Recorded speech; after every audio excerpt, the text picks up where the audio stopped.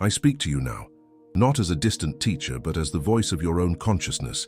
I have come to disturb your sleep, to awaken that which you deny in yourself.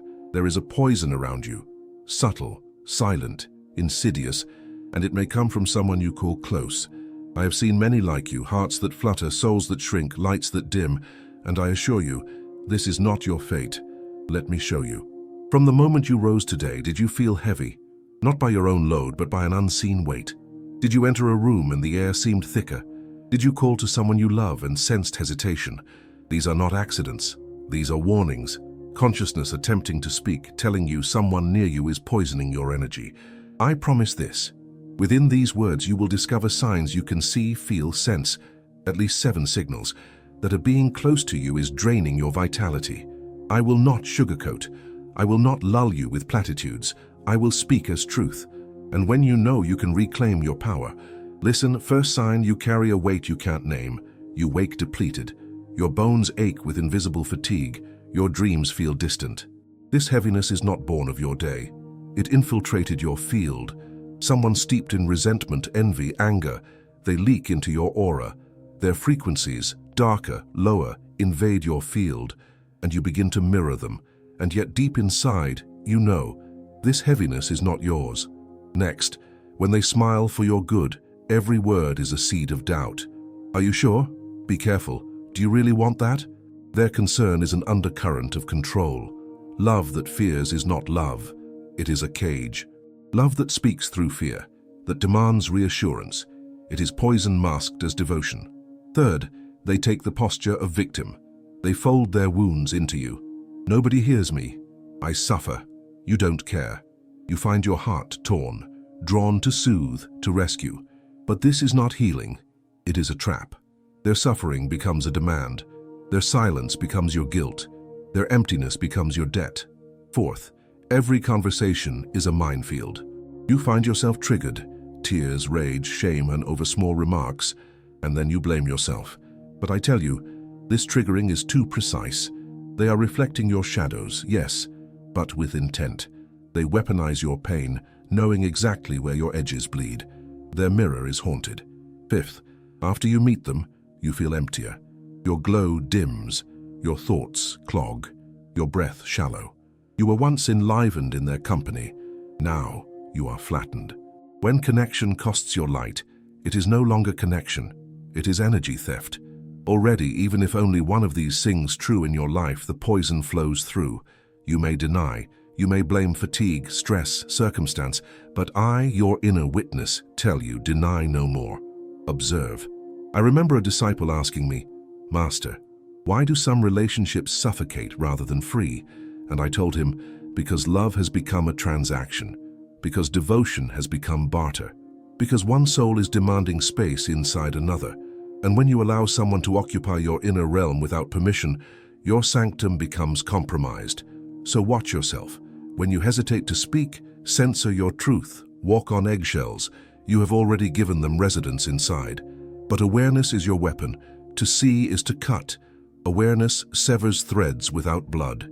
Awareness returns you home. Sit now, quietly. In this silence, bring to mind that person who drains you.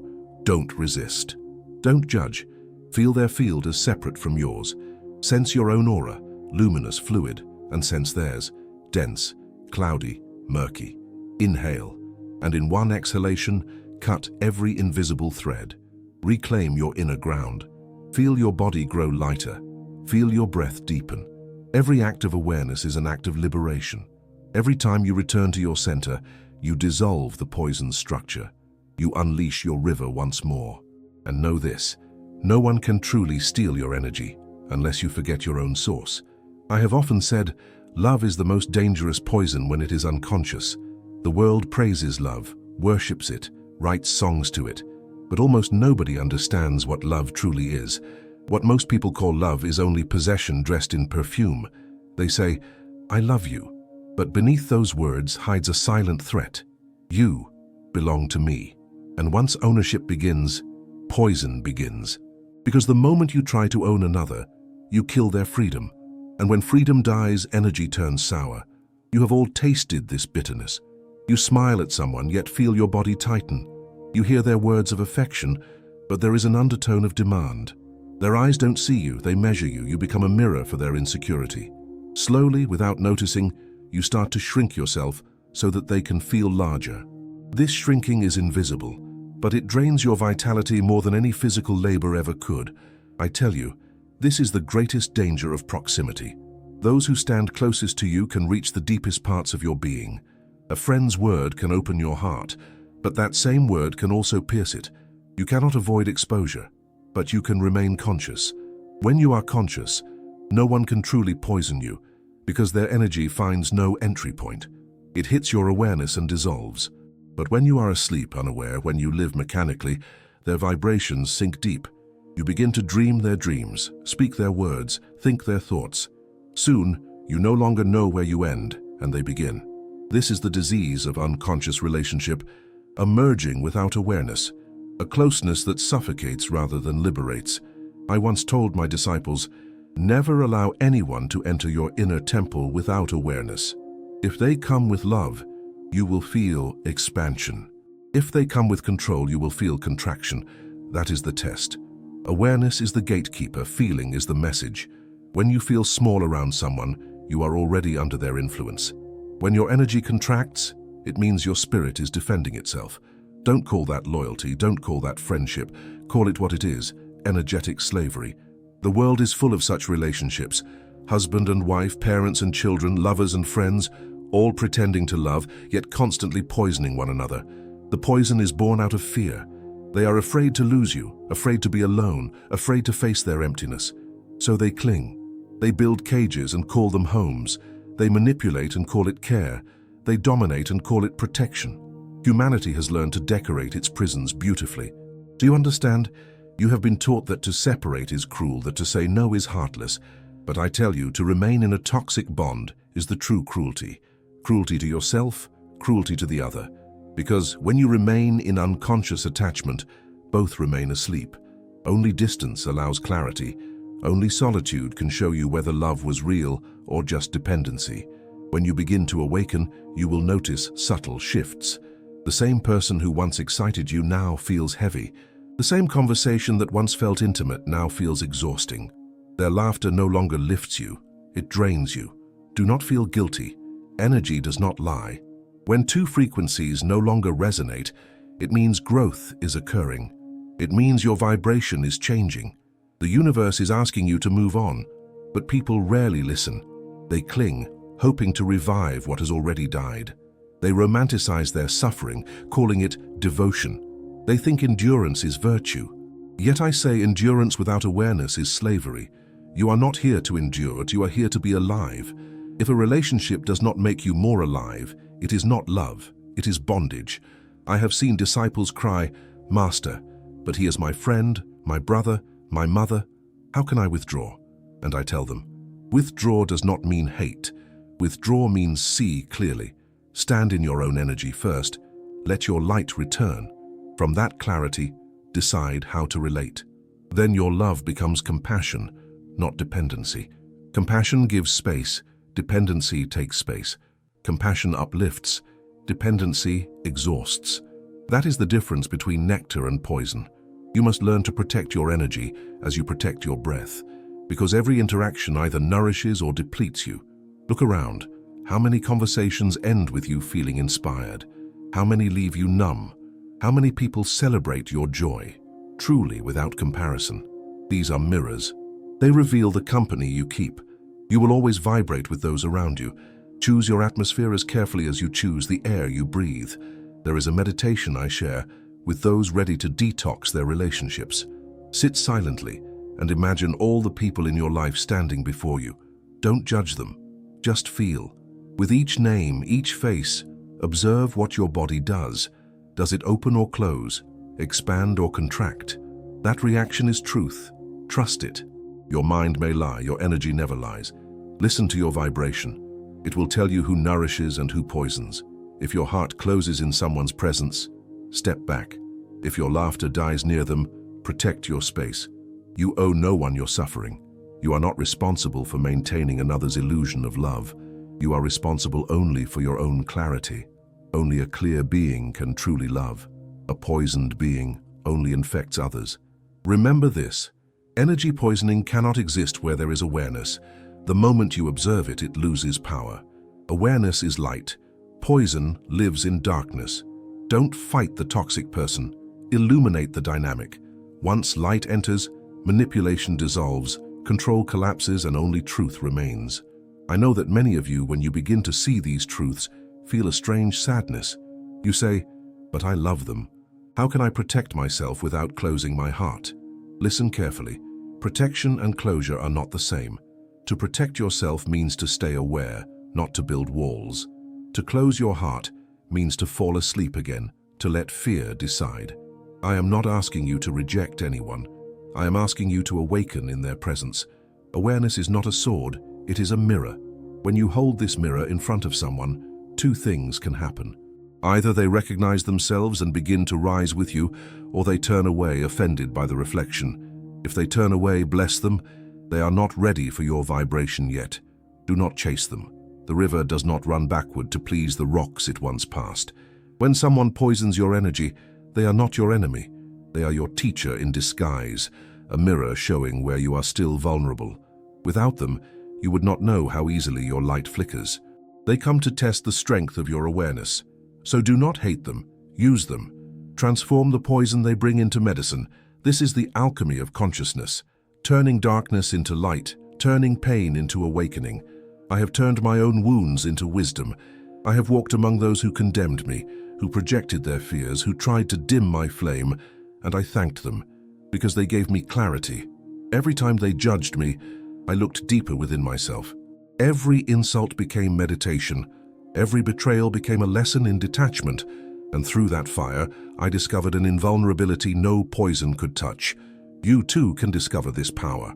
Understand, no one can truly drain you if you remain centered. Energy thieves exist only where there is identification. If you take their words personally, their poison enters you. But if you remain a witness, if you see them as part of the great play of existence, the poison turns into perfume. The same venom that kills the unaware becomes medicine for the awakened. So begin with witnessing. When you are with someone who drains you, don't react. Just observe. Notice your heartbeat, your breath, your body. Feel the shift, but don't label it. Just watch. The moment you watch, a distance is created between you and the poison, and in that distance lies your freedom. The moment you see clearly, the poison can no longer reach you. It evaporates in your awareness. This is why I always speak of meditation. Meditation is not escape. It is the ultimate protection. When your consciousness is rooted within, no external vibration can disturb you. You can walk among the most toxic energies and remain untouched, like a lotus in muddy water. Meditation creates that lotus within you. It is your natural fragrance. It is your immunity. But do not use meditation to avoid people. Use it to love them without losing yourself. Love does not mean merging, it means meeting. It is the dance of two complete beings. When you merge unconsciously, you drown. When you meet consciously, you create celebration. You give without depletion. You share without fear. That is true love. Love that expands both souls. There is another sign I must reveal to you.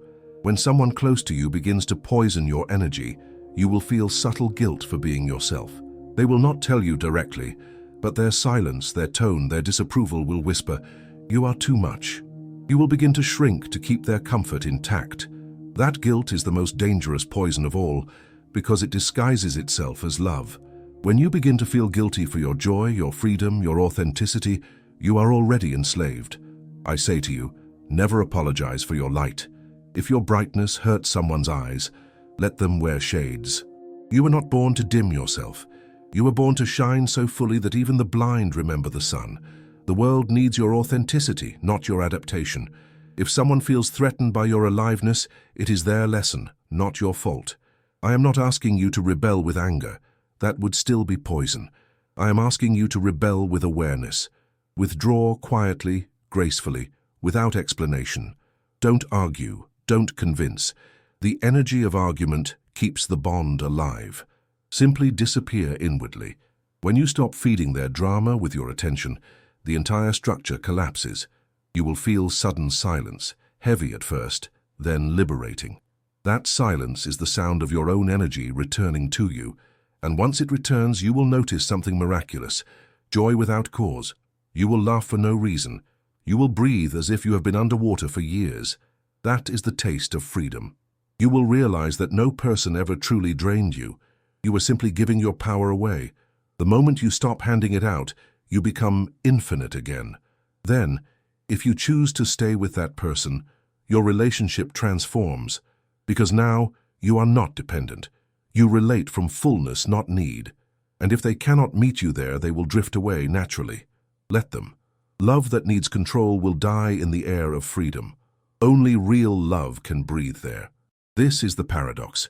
The more aware you become, the fewer people can remain close, but those who remain truly. You trade quantity for quality.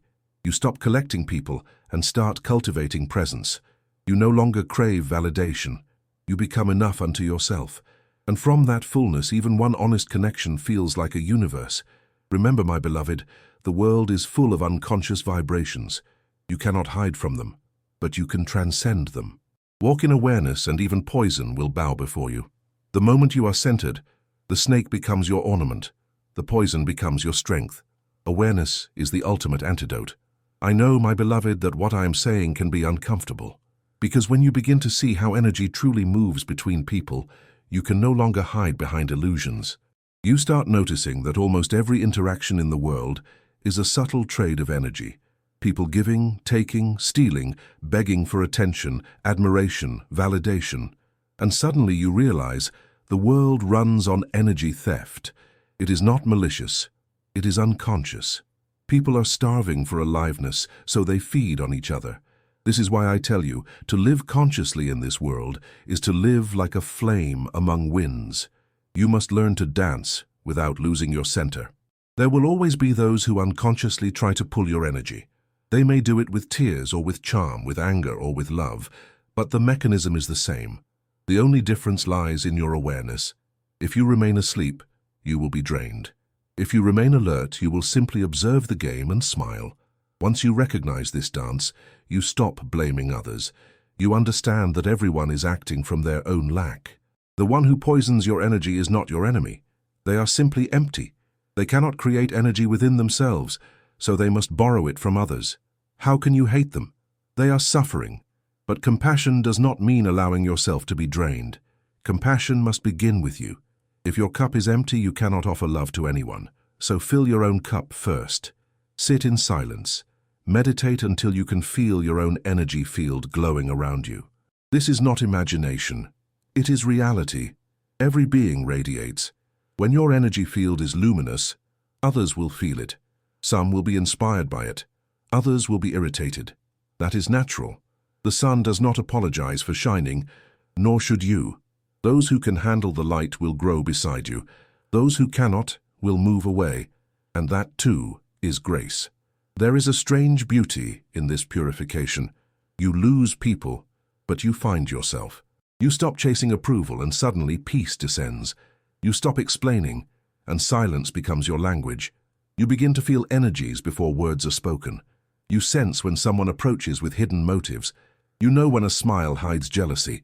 You know when concern hides control. Awareness makes you sensitive, but it also makes you strong, because now you see everything as it is, not as you wish it to be. I remember once telling a disciple who was crying about betrayal, "You were not betrayed, you were enlightened." He looked at me confused. I said, "You have seen the truth about someone. That is not betrayal, that is revelation." When illusions fall, the heart aches, but only because it has been holding lies too long. Let it ache. The ache is cleansing. It is the poison leaving your system. When you finally understand this, you will thank those who once poisoned your energy.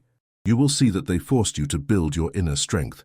Without them, you might have remained soft, unaware, vulnerable. Their darkness demanded that you find your own light. Their manipulation pushed you into mastery. They were the shadow that revealed your flame. This is why I say, the enlightened being has no enemies. Even poisoners become part of his evolution. But until you reach that state, protect yourself, not through fear, but through awareness. Learn to say no without guilt. Learn to walk away without anger. Silence can be a stronger boundary than 1,000 explanations. When you refuse to feed someone's unconscious pattern, it begins to dissolve. Do not argue. Arguments feed the poison. Just stay still, stay conscious. Let your clarity do the talking. And when you feel your energy weakening, when exhaustion comes or sadness without reason, withdraw into meditation immediately. Sit quietly, breathe deeply, and remember who you are. You are not this body that can be drained. You are not this mind that can be manipulated. You are consciousness itself, infinite, self-sustaining, unpoisonable. The poison touches only the surface. The depths remain pure. Return to those depths often. Bathe in your own being. That is how you cleanse. I have lived surrounded by people who tried to project their hatred, their jealousy, their fear onto me. Yet I remained untouched because I did not receive it. To receive poison, you must open the door. I never opened it. When someone threw their darkness toward me, I watched it as one watches a cloud passing across the sky. Soon it vanished. You can do the same. The art of remaining unaffected is the art of witnessing. When you learn to witness, you become like a mountain. Winds may howl, storms may rage, but the mountain remains unmoved. Your silence becomes a fortress, not a fortress of stone, a fortress of awareness. And from this space you can love more deeply than ever before, because your love no longer depends on others' behavior. It flows from your own wholeness. You no longer love to receive, you love to express. You no longer need people to fill you. You overflow naturally. This is the ultimate transformation. When you stop needing and start sharing, then no one can poison you, because you are not drinking from others anymore. You drink directly from existence. You have tapped into the eternal source. Every breath becomes nourishment. Every moment becomes a prayer. You become so full that even the most toxic presence cannot disturb your peace. You may stand in chaos and still remain centered, radiating serenity. And in that state you become medicine for the world. Those who once tried to poison you will begin to heal in your presence. Your energy will cleanse theirs, not by effort, but by resonance. Awareness is contagious, just as unconsciousness is. Your being will start to shift the vibration around you. That is how enlightenment spreads, not by preaching, but by presence. So do not run from those who poison you. Transform yourself so deeply that their poison becomes your perfume. The alchemist does not reject lead. He turns it into gold. When you have mastered your awareness, you will turn every shadow into light, every wound into wisdom, every enemy into a teacher. This is the true path of consciousness. Now, my beloved, let us come to the end, though in truth awareness has no end. When you begin to see the signs that someone close to you is poisoning your energy, do not fall into fear. Fear itself is the greatest poison. You cannot heal darkness with more darkness. You cannot fight unconsciousness with reaction. You can only dissolve it with light. So the first step is not confrontation, it is understanding. See the person as they are, not as you wish them to be. They are asleep. They live in pain. Their poison is their cry for love. But you cannot give them love until you are full of it yourself. Fill yourself first. Let your love be a fragrance that comes from your being, not a duty that drains you. Only then can your presence become medicine instead of victimhood. I tell you, this is the meaning of compassion. Compassion is not pity. Compassion is clarity. When you see someone acting out of unconsciousness, you do not judge, but you also do not participate.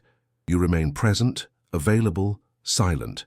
You let your stillness speak for you. You let your very being become a mirror in which they may see their madness. Sometimes they will awaken, sometimes they will leave. Both are blessings, and if they leave, do not chase. Do not try to hold on to what has completed its purpose. Every soul that enters your life comes as a messenger. Some stay for a lifetime, some only for a moment, but each brings a lesson. The poisoners teach you boundaries, strength, self-love. The lovers teach you surrender, trust, unity. Both are necessary. Life needs both the sun and the shadow for the flower to bloom. But be careful. The ego can easily turn this understanding into pride. You may begin to think, I am awakened. They are not. That thought itself is poison. The moment you create separation, the moment you feel superior, you fall again into the same unconsciousness you escaped. True awareness has no arrogance. It knows that everything, even poison, serves the whole. It knows that even those who harm are part of existence's mysterious harmony. When you see that, gratitude arises, not bitterness. There will come a day when you no longer see anyone as toxic. You will see only levels of sleep. The one who drains you today may be the one you help awaken tomorrow. And perhaps in another lifetime you did the same to them. The wheel turns endlessly. Seeing this, you stop taking anything personally. You live lightly, lovingly, unattached. Then the dance of energy becomes play, a cosmic game with no winners or losers. To live like this, you must trust existence completely. You must trust that every encounter is perfect, that no one enters your field by accident. Even those who wound you are gifts in disguise. They come to show you what remains unhealed in yourself. When you meet them consciously, they lose power. Their poison points you back to your center, again and again, until you realize that no one outside you has any real influence. The entire game happens within your own consciousness. That is the final realization. There are no energy vampires, no enemies, no thieves, only mirrors. The poison you feel is your own unconsciousness being reflected back. The moment you own it, it disappears. This is why I say, the world is your teacher. Every person you meet is your reflection. Every relationship is a meditation. If you remain awake, even pain becomes sacred. When you can see this, a new kind of love is born. A love without fear, without expectation. You no longer cling, you share.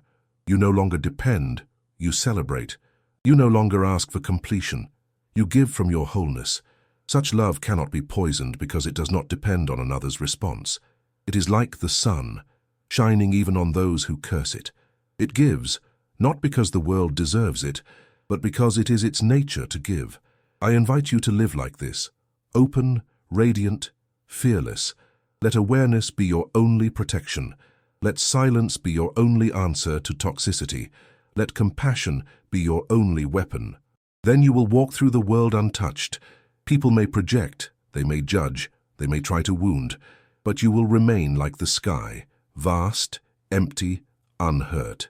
Clouds may pass, storms may rage, but the sky remains pure. That is your true nature.